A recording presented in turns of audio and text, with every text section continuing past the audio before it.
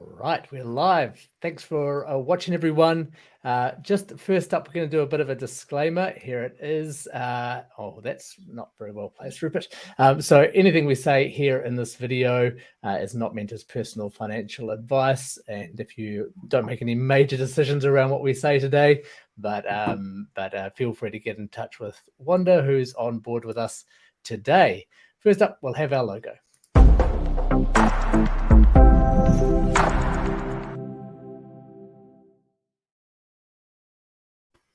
There you go. All right, Wanda, thanks for dialing into the live stream today. Wanda is based in Matamata, but of course, like all mortgage advisors, can do mortgages from anywhere around New Zealand and also around the world, and we're probably going to get a bit more into that today. Hi, Wanda. Hello. Yes. Should I mention that I'm enjoying the level 2 or not? You're going to get the whole of Auckland angry I at know. you. Yeah. The one little part of Waikato still in level 2. That's right. Yeah.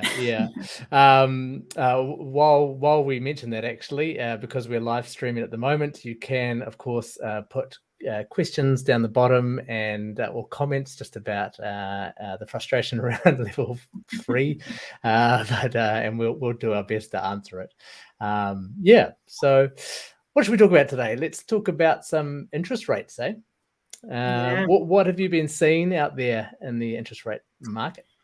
Well, I mean, we can definitely see they're going up. It feels like we've been enjoying the glory days of these mega low rates, and all of a sudden we're kind of coming back to reality and they're climbing. I mean, look, they're still, in the grand scheme of things, they're still really good rates. I can remember historically, historically, I can remember 5 years ago fixing my own mortgage at 4.5%, even more, thinking this is great. Yeah. But it is a hard, we can see they're going up, and that's a hard pill to swallow sometimes. Yeah. So. I mean, I think it's the amount that it's jumped, right? So 2.19% just 3 months ago, to sort of, it popped up to 2.89, and then I think, what are we seeing at the moment? 2.75 at the moment, maybe. Yeah. Yes, and that's, as a percentage of a jump, it's sort of 33-40% jump in interest rates from those lows. But as you say, I'm sure I tell the story all the time, but I remember must have been 2013, 2014, and the 5-year rate hit 5.99, and in the office we were just like, oh, we'd take that all day long. That's a great rate. And I mean, if we'd taken it, we'd probably only have just paid it off now. But it's so it's all about perspective, really, eh? Yeah. It is, and it's hard when you're in that race and you know that you are due to settle, or you've been, I mean, even probably harder for the people that are building a house, and they've seen these really low rates, and then they're kind of going, oh, they're going up, and they're going up. But I always say to people, nobody has a crystal ball, and we don't know what the rates are going to do. But the main thing is that you're comfortable that you can make these repayments now and for the term that you are fixing it at. Yeah. If you're comfortable with that, you can't look back and, because there was also a time where people were fixing in. I mean, I did it. I fixed in for 2 years and then went, oh, no, rates are going down. So you can't kind of look back in a month and, hopefully you'll look back in a month and go, oh, great, I made a great decision. We made it. Yeah. Well, so funny at the moment that you fix, really. Yeah, that's right. Yeah. And look, to stay on floating, you've got to pay 4 or 4.5%. So you've got to, you could have waited 3 months and they'd gone down, but you would have been paying a 2% premium in the meantime. So yeah, it's exactly. It's. I think what really hurts people is that they hear that their neighbour at, well, probably not in Auckland because they can't talk to their neighbours, but if you hear your neighbour got 2.6 and you got 2.7, it's just a bit of an ego kill, I think. But when realistically it's only $10 per 100,000 per year kind of thing. So yeah, especially when you feel like sometimes the banks are not, that's the rate, and you feel like someone else they've given somebody else a better rate. And it's not always the reality, because it depends on the individual circumstances. But it does, it feels like you're a bit hard done by if you do get that.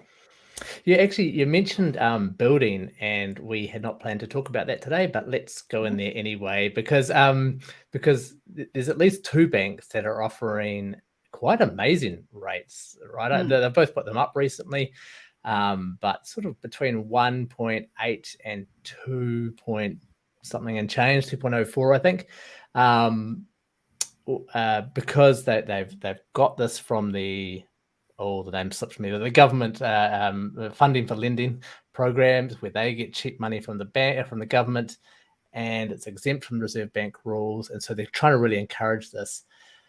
I mean, 1.89 that is, it was 1.69, right? Like that's cheap, eh? Yeah. And that's the thing. I mean, it is a floating rate, but it's so significantly cheaper at the moment that it's totally worth having it on the floating rate. And if it does start rising a bit and gets outside your comfort level of the rise, you can still fix it. If you're on that offer. I think because they get this money from the government, from the funding for lending program, it will always be cheaper than the fixed. I don't think they're ever going to come out worse off than if they'd have fixed on this particular program. And what we should also point out is that if you're with one of those banks that offers those programs, I'm fairly sure it's for both of them, you can actually switch into that. So if you're halfway through a build, you can actually grab those rates. So either talk to your bank or talk to us about that.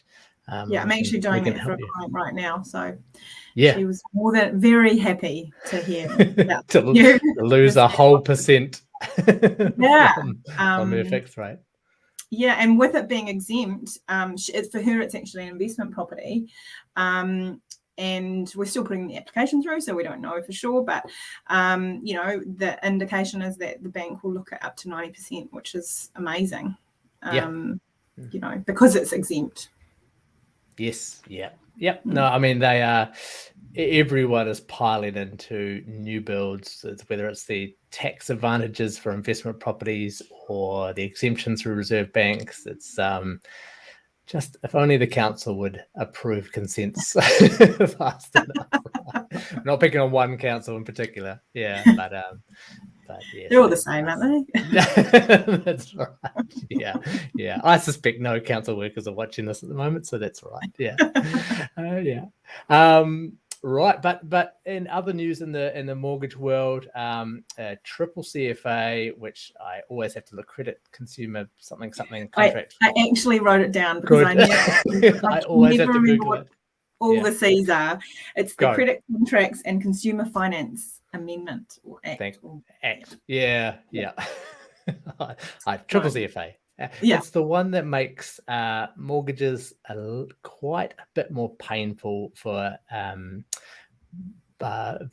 applicants and us. Can you just sort of give us a rundown on? Don't point any fingers at any banks, but we've obviously had one or two. Well, so it comes in the 1st of December, but the banks are applying it now, and for good reason, because they've got to test it, right? So just give us a rundown on what's changed. I think also it was delayed until December because of COVID, so they were ready to go. So it's a good opportunity for them, not so much for us, but it just means that they're really going to be scrutinizing all of the expenses, bank statements and everything for all applications, looking through with a fine-tooth comb much more than they used to. Not only that, but depending on what obviously if you're buying a home, that's what the purpose of the funds are for. But if you're applying for a top-up, they're going to be much more, they want to know much more about what you're using the funds for. If it's for renovation, they want a full breakdown of what the costs are. One of the presentations we went to from a bank talked about if you are buying a spa pool, they want to know what the extra electricity cost will be, that down to that level of detail. And for a lot of us, that seems like, but that's the reality of the world we're living in. So I think we were talking just before and saying you really have to be living, in terms of your expenses, you have to be living like you already have a mortgage for 3 months before your application goes in, because the banks want to be able to see that you've got that level of available or uncommitted income to put towards your mortgage. Yeah. I mean, in the oldie days, it used to be that, you turn up with your expenses and, you were spending $400 a week on takeaways or so, and booze. and the person would say, well, clearly once I've got this $800,000 debt, I'm not going to be living that life because the money goes out and there's no money left to do it. And I'm still living within my means, and I will continue to live within my means. Yeah, that's right. Yeah. And that is not the case anymore. You really have to show that you have got this. And I get it both ways, right? Because the client is saying, well, I don't have a mortgage, so obviously I'm going to spend it on fun. But realistically, the bank's saying, well, look, you have to show that you're in control of your money. Actually, I had a client who was or had almost no mortgage, and wanted to buy another house, and she was a contractor, and she basically had done intermittent contracts because she had no mortgage. So why bother earning a lot of money? She'd worked hard to pay down her mortgage, and the bank said, well, basically we're taking last year's income, which is near nothing, compared to what she's earning now.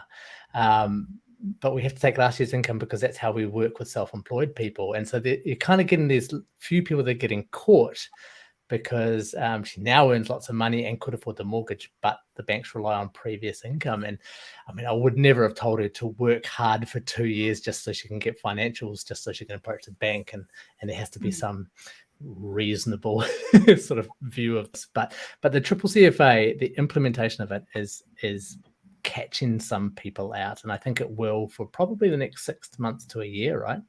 Yeah.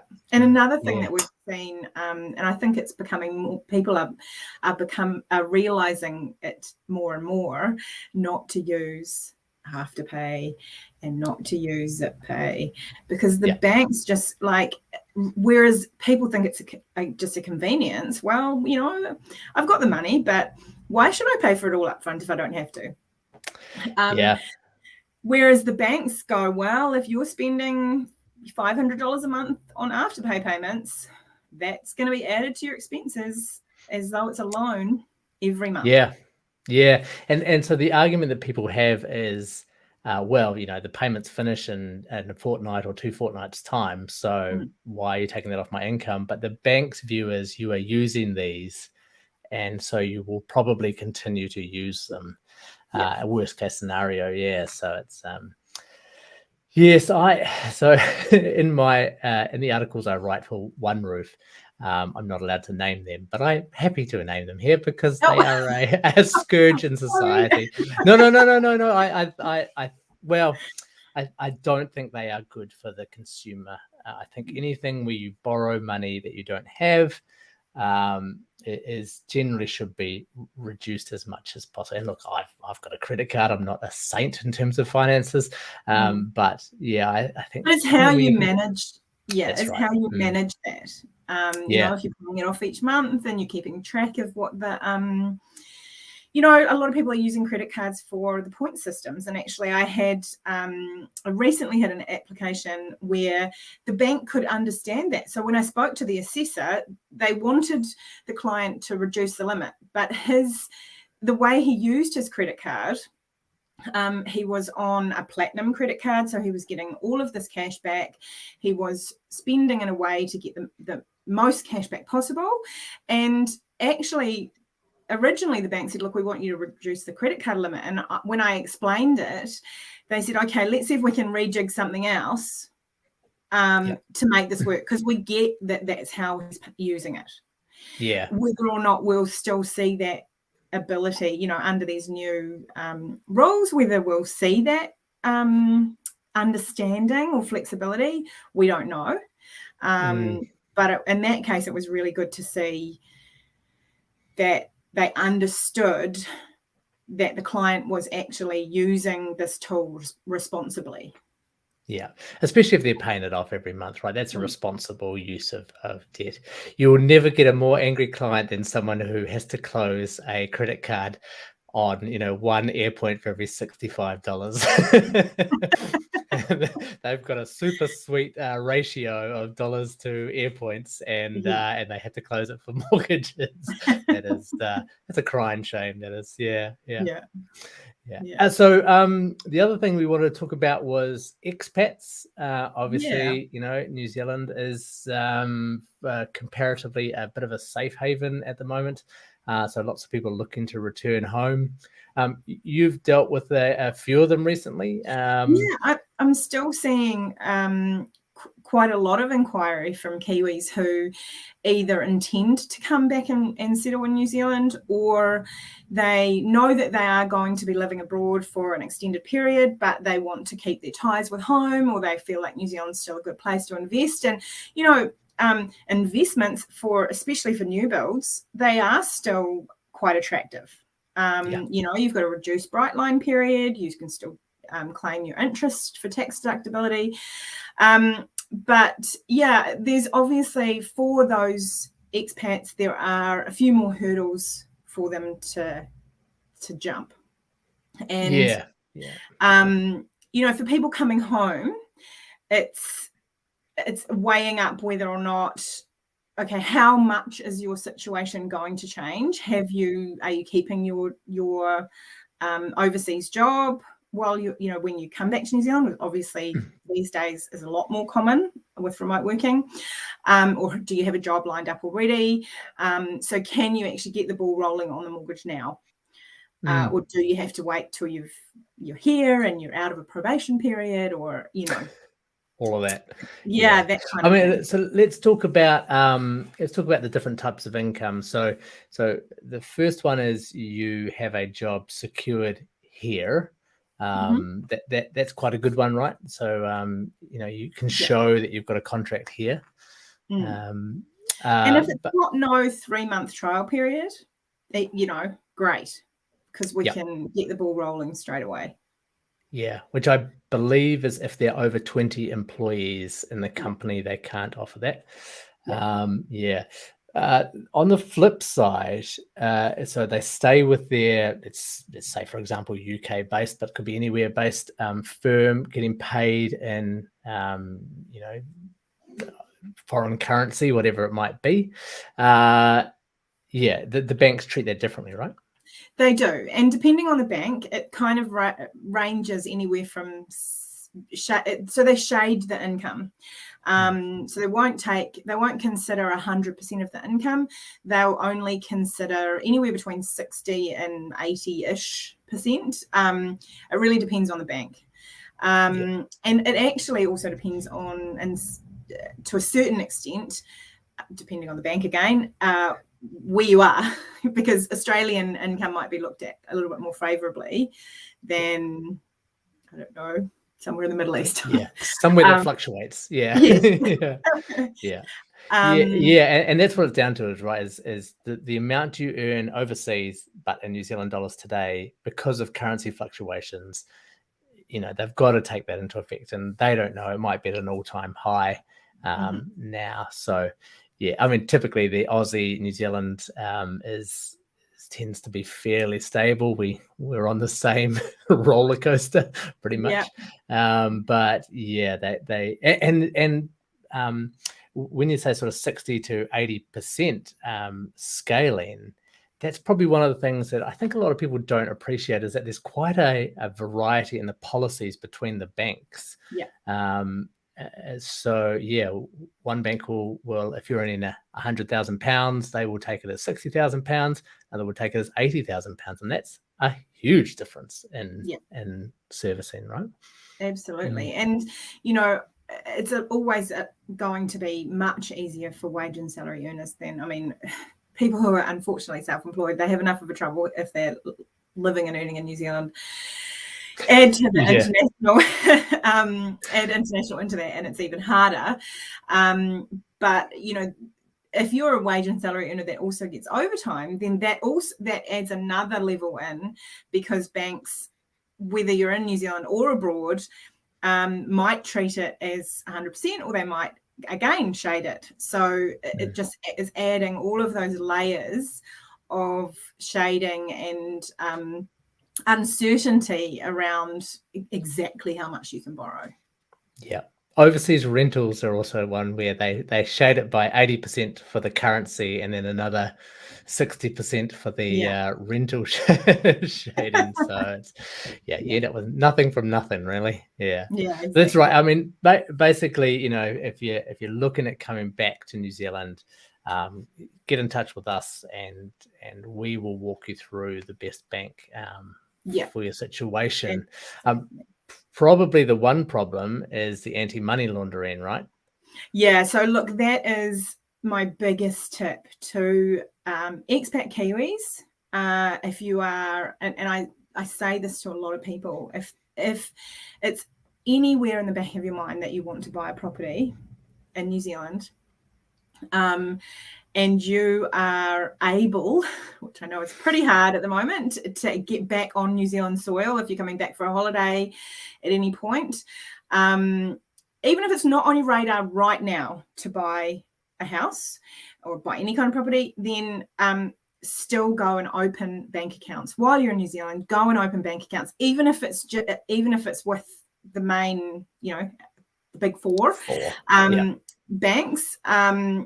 Which might seem extreme to have, you know, bank accounts with all the different banks, but if they don't charge, you know, account fees, just open the account, put a couple of $100 in it, and then it means that they have done the anti-money laundering verification, because they have to do it in person.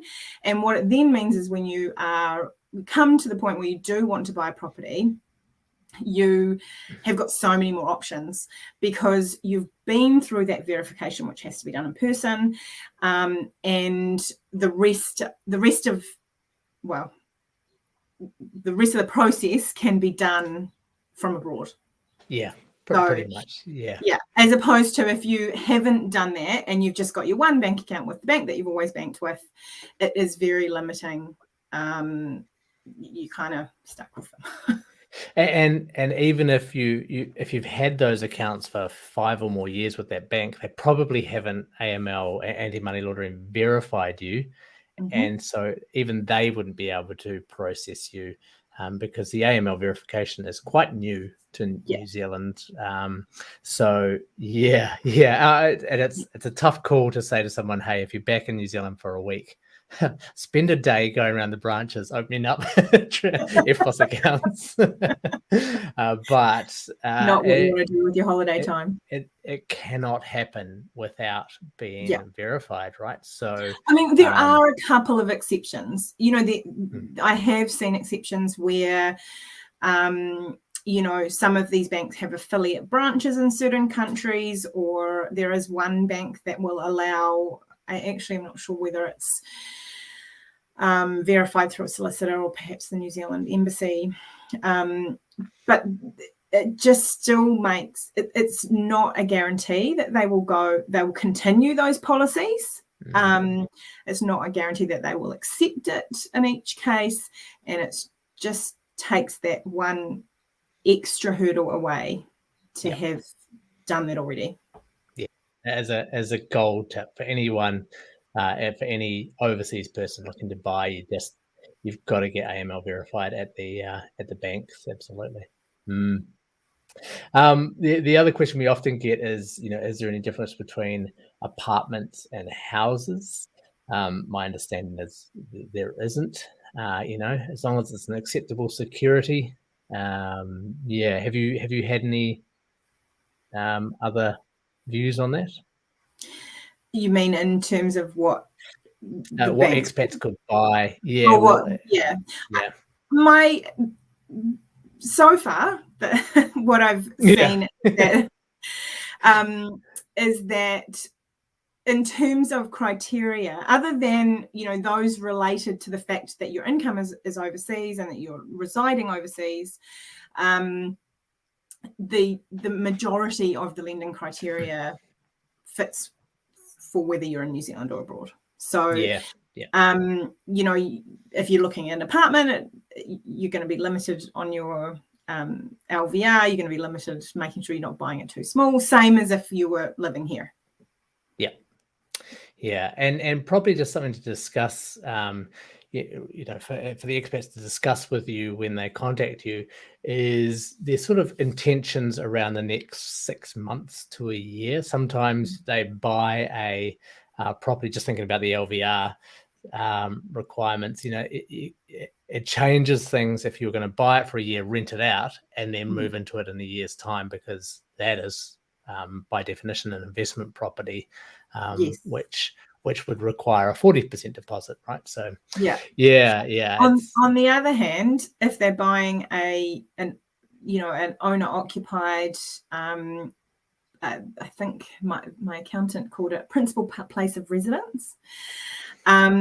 There's another consideration, because it makes them a New Zealand tax resident if they're not here, if they're still actually living abroad, but their principal place of residence is in New Zealand. They own the property.